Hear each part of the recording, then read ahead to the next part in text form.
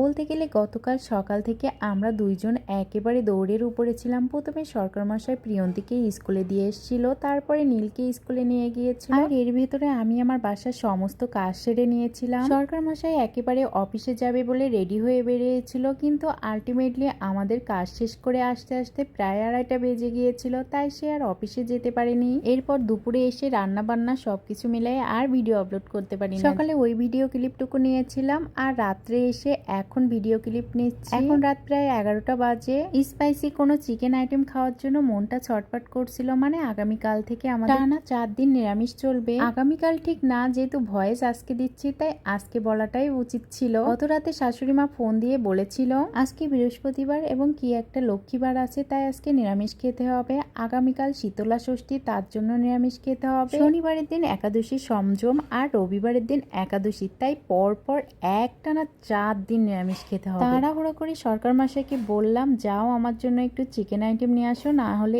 এই 4 দিনে আমি একদম পাগল হয়ে যাব।